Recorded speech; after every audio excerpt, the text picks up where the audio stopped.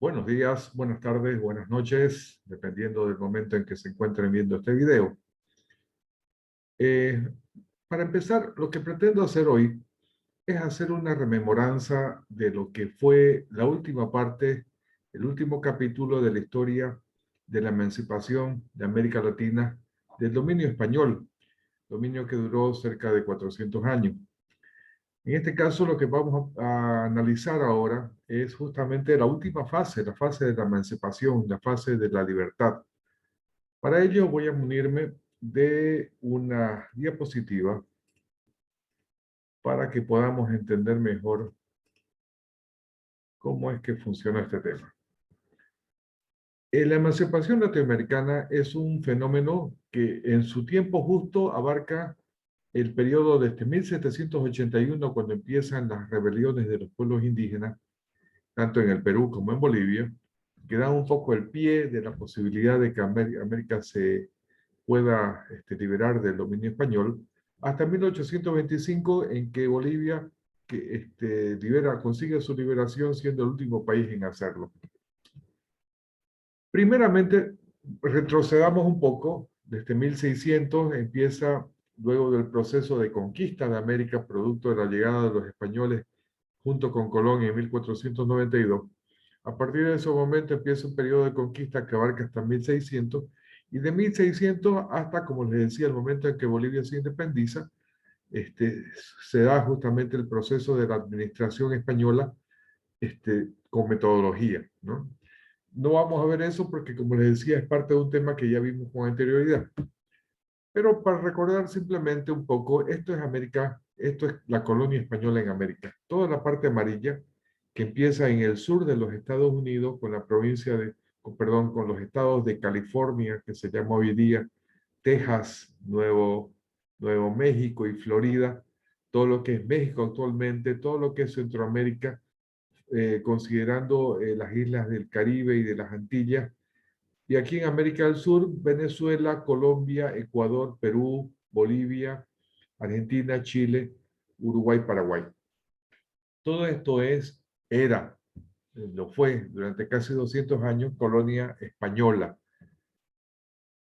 ¿Qué pasó para que terminase este proceso tan largo de administración española en América Latina? Vamos a analizar estos antecedentes desde dos puntos de vista. Las causas que son internas, aquellas que se dan dentro del continente americano, y vamos a ver las causas que son externas, que se producen en otros lados, pero hechos que inciden, que van a repercutir y que van a ser causa, una causalidad de lo que pasó aquí en América en el proceso independentista. Como causa interna vamos a ver el régimen colonial arbitrario. La colonia española llegó un momento en que la arbitrariedad, que siempre se mantuvo durante todo el proceso, pero llegaron momentos en los que fue demasiado abusivo y arbitrario. La explotación realmente inhumana que eran víctimas los pueblos indígenas a través de dos instituciones que se llamaban la mita y la encomienda, vamos a ver un poquito más adelante. La corrupción administrativa, contrabando, nepotismo, ¿no? Nepotismo es cuando uno mete a trabajar en alguna oficina a toda la familia, nepotismo. El relajamiento del clero, la Iglesia Católica, puntal de todo el proceso de conquista. Los españoles no concebían nada si no tuviese tres puntas: el ejército, la Iglesia Católica, para justamente suavizar conciencia. Yo lo estoy haciendo porque Dios me lo pide así. Y la ley, a través de un abogado. En todo el proceso de conquista y de colonia, ustedes van a ver que son las tres aristas que siempre van a estar pendientes de todo lo que transcurre aquí en América colonial. Y por último, la discriminación hacia los criollos. Este va a ser un error grave que van a ver ustedes cómo va a repercutir más adelante. La MIT y la encomienda son dos instituciones, como decían, aquí estos dos cuadros lo reflejan claramente. El de arriba es la encomienda, el de abajo es la mitad. En ambos casos se trata de trabajos por equipos y por turno. Más o menos fíjense la idea. España tenía la obligación, para cumplir con todos los deudores, con todos aquellos a quienes le debían plata en Europa para hacer para satisfacer las necesidades de la nobleza, satisfacer necesidades, perdón, entre comillas, porque se trataba de aquellos caprichitos que querían los nobles. Para satisfacer todo eso, América tenía que enviar a Europa, ¿no?, una cantidad de riqueza en plata, en este caso, que es donde más se da la explotación de los indígenas, una cantidad de plata suficiente como para que jamás deje de haber fluidez en torno a la explotación de la plata en América. ¿Qué significaba eso? Que las minas tenían que estar permanentemente exportando el rico mineral hacia Europa. Para hacer eso, las minas tenían que estar funcionando de manera permanente. ¿Cómo hacerlo? A través de la MITA. La MITA era una institución, como les adelantaba, que se encargaba justamente de explotar la mina, pero por equipo. Había un equipo que empezaba a las 6 de la mañana hasta el mediodía, salían y descansaban. Otro equipo empezaba a 12 del mediodía hasta las 6 de la tarde, salían y descansaban. Otro de 12 de la noche a 6 de la mañana y se volvía a repetir el ciclo permanentemente. Esto no estaba mal, funcionaba en la medida en que cada equipo tardase solamente 6 horas bajo la mina, y eso que ya de por sí eso era bastante complejo y dificultoso, porque recuerden que la explotación de la mina hace como 500 años no era lo mismo como se explota hoy en día, ¿no?, aprovechando todos los avances de la tecnología. En ese momento eran muy frecuentes los derrumbes, las faltas de oxígeno dentro de las minas, la falta de luz dentro de la mina, el respirar el polvillo de la explotación, o sea, de la perforación de la piedra permanentemente, provocaba una serie de enfermedades, el azufre que se genera como gas letal inclusive a ciertas profundidades de la tierra, ¿no? Los indígenas americanos lo asociaban mucho al diablo. El olor a azufre igual diablo, y cuando uno entra muy bajo por la tierra, el olor a azufre es inmediato prácticamente. Todas esas cosas hacían que el promedio de vida de los indígenas no sobrepasara los 36 a 40 años. Llegaban a esa edad e inevitablemente morían producto justamente de la inhumanidad del trabajo al que se estaban sometiendo. Algo parecido funcionaba también para la agricultura, que era la encomienda. Los encomenderos eran los españoles que recibían unos terrenos con los indios incluidos para explotar la tierra, para producir el alimento, para manejar el ganado.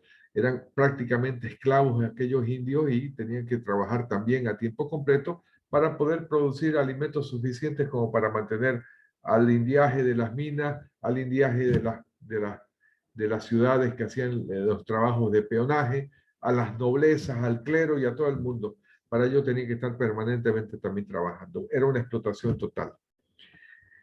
Les había hablado anteriormente que el tema del clero también era muy claro, es decir, la Iglesia Católica puntal de todo el proceso de coloniaje aquí en América de pronto empezó a, por ejemplo, vender indulgencia. Indulgencia es perdón. Entonces, los españoles, los curas, perdón, tenían algo así como un menú, o no sé cómo llamarlo, que hay en los restaurantes donde dice picante de pollo, 30 bolivianos, majao, 15 bolivianos y qué sé yo. ¿No? Tenían su letrero, no lo tenían, pero más o menos así, ¿no?, en función a los pecados, ¿no? Matar 50 reales de oro, mentir 20 reales de oro. No lo tenían escrito, evidentemente, pero más o menos le tenían clara la película. Entonces, cuando un noble iba a confesarse un domingo, empezaba a confesarse y, por ejemplo, anunciaba que había pecado mintiendo. Entonces el clero le decía, el cura le decía, bueno, amigo, si querés ser salvado, tenés que pagar 40 reales de oro. Y el noble, con tal de ser salvado, porque sí, evidentemente creían que efectivamente existía la muerte después de la vida terrenal, entonces la pagaban sin chistar. Pero eso hizo de que la iglesia empezara a enriquecerse, pero de manera individual, los curas, ¿no? Y corrompiendo todo lo que son las bases de la moral de la iglesia católica, ¿no? Eso también cansó mucho a muchos estamentos de la sociedad colonial, que también eso fue otra razón por la cual se levantaron contra los españoles. Y la discriminación del criollo. Fíjense lo siguiente. Esta era la división social colonial. En la punta estaban los españoles, ¿ya? Abajo estaban los criollos, más abajo estaban los mestizos y por último estaban indios mulatos y los negros, que ni se los nombra acá, pero los negros también estaban allí. Los españoles eran aquellos que venían del continente europeo, pero los criollos también, y eso es lo que quiero que veamos más adelante para ver cuál es la diferencia real para que los españoles que están en la punta y los criollos que están abajo, pese a que también son españoles, están por debajo y vamos a ver que van a tener privilegios distintos a los del español. El mestizo es el hijo de un español con un indio, y por último estaban los indígenas puros, los mulatos, que es una mezcla de indios con negro y los negros en sí. Fíjense, aquí está mejor el mestizaje que se dio en América. Las puntas rojas van a mostrar lo que son las razas puras, si es que podemos llamarlo de alguna manera. El blanco, el indio y el negro son las razas puras. Y los mestizajes, un mestizaje es la unión de razas. El blanco con el indio va a generar un mestizo. Nosotros, 80% de la población boliviana es mestiza. Tiene un origen entre un blanco, el español inicialmente, y los indígenas que habían acá. El indígena con un negro va a dar un sambo, ¿no? Otra nueva tipología, y el negro con el blanco va a dar como resultado el mulato. El sambo es el yungueño clásico, ese es el sambo, por ejemplo. Considerando esta situación, fíjense, aquí le voy a describir un poco con un ejemplo muy gráfico. El Manolo, aquí donde está la flechita, el Manolo es un español nacido en Madrid, así hablan los españoles. El Manolo, la Josefa. La Josefa es una española nacida en Murcia, son pareja, ¿no? Español, Manuel y Josefa se casan en Burgos, en otra ciudad española, donde van a tener un hijo al que van a llamar el Jesús. ¿Ya? Entonces, vamos mirando. Manolo, Josefa, españoles, tienen un hijo en Burgos, España, que se va a llamar Jesús. ¿Ya? Ah, los tres son españoles. Manolo nació en Madrid, Josefa nació en Murcia y Jesús, el hijo de ambos, nació en Burgos. Los tres españoles. Pero ambos deciden venirse a América y se asientan en Caracas, por dar un ejemplo, donde se van a dedicar al comercio, para dar un ejemplo. En Caracas hacen sus travesuras y van a tener un segundo hijo, que lo van a bautizar el Felipe. Fíjense, Jesús y Felipe son hermanos, son hijos del Manolo y la Josefa, los mismos padres. ¿Ya? Nada más que Jesús nació en España, antes de venirse a América, nació en España. Pero Felipe tuvo la desgracia de nacer en Caracas, nació aquí en América. El hecho de ser Felipe caraqueño, o sea, americano, lo convierte en criollo. Jesús, aquí el primer hijo, va a ser un español. Tiene derechos políticos, sociales y económicos. Pero fíjense en Felipe. Felipe conceptualmente no es español, pese a que es hermano de padre y madre de Jesús. Felipe no es español, es criollo, porque nació en América. Por lo tanto, sus derechos no van a ser igual a los de Jesús. Va a tener derechos sociales y económicos, pero no derechos políticos. ¿Qué es un derecho político? El derecho político es el derecho a ejercer la administración colonial, es decir, ser virrey, ser intendente, ser gobernador, ser capitán general, ser oidor, todos los cargos importantes que habían en la colonia. Un criollo no podía tenerlo, pero sí podía tener riqueza, porque es un derecho económico, podía codearse con la realeza, podía tener educación, podía tener salud, que eran los derechos sociales propios de los hijos de los españoles, pero no derechos políticos. Llega un momento en que los criollos que tenían mucho dinero, producto del privilegio económico que tenían, van a demandar derechos políticos, porque quien administra el Estado, en este caso la colonia, va a tener posibilidad de generar leyes. El que genera leyes, en muchos casos genera leyes a su favor o al favor de su gremio. Por lo tanto, tener derechos políticos es fundamental y eso los españoles se lo prohibieron a los criollos, a sus propios hermanos. Y eso van a ver cómo va a ser lapidario para la colonia española más adelante. Ya vimos entonces las que son las causas internas, veamos las causas externas. ¿Qué propició la independencia americana? En principio, todas las políticas de la Ilustración. Cuando termina la Edad Media, con la caída del Imperio Romano de Oriente, o como también muchos lo ven, con el descubrimiento de América en 1492, cuando termina todo ese periodo, empieza un periodo de búsqueda, ¿no? de aquello que durante todo el tiempo de la Edad Media fue prohibido. Recuerden ustedes que durante toda la Edad Media la única ciencia, por decir de alguna manera, o más bien, la única educación permitida era la educación que daba la Iglesia Católica. Y eso era muy limitado, tan limitado que tuvimos que romper a ocultas muchos de los grandes tabús que había durante la Edad Media. El pobre Nicolás Copérnico, un gran astrónomo polaco, descubrió con su telescopio, invento suyo, descubrió de que la Tierra no era el centro del mundo, sino que era una piedrita más que giraba junto a otro montón alrededor del Sol. La teoría heliocéntrica se llama eso. Ese asunto le valió un pecado tan grande que la iglesia lo excomulgó. Significa que lo votó de la iglesia católica. Y el hecho de ser votado de la iglesia católica en esa época era lapidario, era terrible. Significaba que ya había perdido mi posibilidad de acercarme a Dios. Y eso, como les digo, era tremendo. Hoy en día nos vale, pero en esa época era total y absolutamente pernicioso. Era motivo de muerte civil. Por lo tanto, pobre Nicolás Copérnico, que ocultadito tenía todo este tema, cuando se descubrió fuera de la Iglesia Católica. Entonces, durante todo ese tiempo fue así. Y de pronto surge una nueva manera de pensar cuando empieza a decaer el poder de la Iglesia Católica. Y empieza a aparecer la ilustración. Ilustración es que ilustra, perdón. También se llama enciclopedismo porque crean los primeros libros, que tal como conocemos hoy en día, son los libros, los diccionarios que nos van a enseñar todo lo que existe sobre el mundo y lo que no existe sobre el mundo también. Es decir, el universo, la vida extraterrestre o todas las posibilidades que puedan darse en el universo en general. Eso nos van a enseñar a partir de la aparición de la imprenta, aparición de la apertura del cerebro a un mundo de conocimiento que son lo de la ilustración. Y también se van a dar ideas políticas que van a ver ustedes más adelante que van a ser decisivas para el tema de la independencia americana.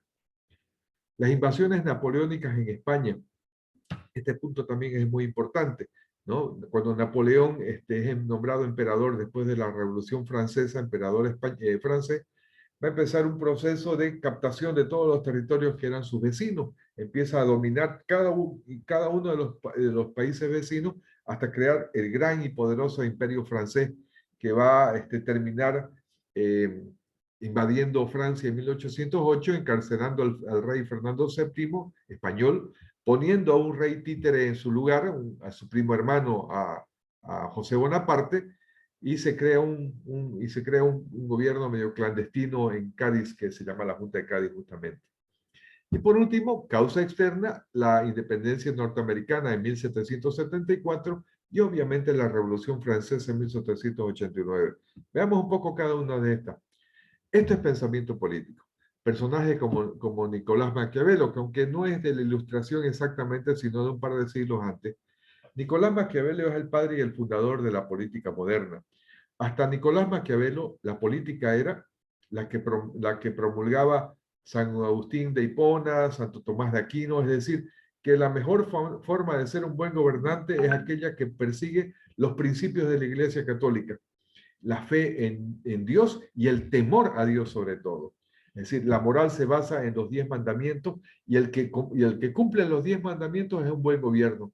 ¿Y cómo no va a ser de otra manera? Yo estoy convencido de que si un gobernante cumpliese a pie juntillas los 10 mandamientos sería un excelente gobernante. No mentir, no matar, no robar, honrar a padre y madre, no desear a la mujer del prójimo. Son todos principios morales que obviamente van a generar un buen gobernante. Claro que eso está muy difícil de conseguirse. Tenía que ser realmente un hombre demasiado pulcro. Además, conociendo cómo es el electorado en el mundo, muy difícilmente si aparece alguien así, lo vamos a elegir. Pero Nicolás Maquiavelo dice, no, no podemos ser así. Recuerden ustedes, la historia está llena de tropezones y tenemos que aprender de la historia. Ese era su fundamento. La historia es nuestra escuela. Tenemos que conocer la historia para no repetir sus mismos errores. Pero más todavía, tenemos que desecularizar la política. Es decir, la política estaba hasta ese momento secularizada porque era lo que estos santos, Santo Tomás y San Agustín, definían como política. Entonces, decía Maquiavelo, ¿no? Hay que sacar el componente moral y ético y hay que hacer de la política un instrumento de dominio, de poder, y además que el fin justifique los medios. No importa yo cómo llego a conseguir esto, si tengo que matar, robar, hacer lo que sea en el camino, no importa siempre y cuando alcance mi objetivo. Ese principio es el principio de la política moderna que hasta nuestros días se mantiene todavía. Un presidente no hace mucho tiempo decía, yo voy a hacer lo que quiera, total, vienen los abogados y van a arreglar todo lo que yo haga mal. Es probable, pero va contra la ética y la moral, ¿no? Pero así funciona nuestro país. El barón de Montesquieu, Charles Louis de Secondat, decía que la Revolución Francesa, vuelve un poco atrás, que es el principio de todos estos pensadores. La Revolución Francesa derribó a la monarquía absoluta, es decir, en poder de una sola persona, el que era el rey, estaba el poder ejecutivo, el legislativo y el judicial, que no se llamaban así, pero lo que quiero decir es que el rey definía qué hacer, o sea, hacía las leyes, imponía lo que había que hacer, así es, él era el ejecutivo, es decir, el que ejecutaba lo que había dicho que vamos a hacer, y el que administraba la justicia, ¿no? Es decir, yo por ahí rompo la ley y dice, bueno, me merezco 10 años de cárcel, pero como soy el rey voy a modificar la ley y vamos a decir que a partir de ahora eso está permitido siempre y cuando el que rompa esa ley voy a ser yo. Entonces, era un círculo vicioso ahí que no daba pie para ningún tipo de expectativa en torno a lo que podía significar el crecimiento del Estado. Entonces, en los tiempos antes de la Revolución Francesa, en el rey se concentraba todo el poder, pero el barón de Montesquieu dice, no funciona así. No puede funcionar así. Si queremos que exista equidad en el manejo del Estado, tenemos que independizar y separar estos poderes. Es decir, que el poder legislativo, el ejecutivo y el judicial esté cada quien por su lado, pero que además ninguno de ellos se meta en los asuntos de los demás. Este es el principio básico de la democracia moderna y fue una idea de don Luis de Secondat, del barón de Montesquieu. Otro que pensó cosas también maravillosas con relación a la sociedad y a su convivencia en armonía es Thomas Hobbes. Thomas Hobbes tenía una idea que era la naturaleza, el estado de naturaleza del hombre, cómo nace a la vida, cómo es en su forma natural sin que intervenga nada sobre él. Al nacer, decía Thomas Hobbes, el hombre es malo por naturaleza, ese era su estado natural, era perverso, el hombre es malo cuando nace.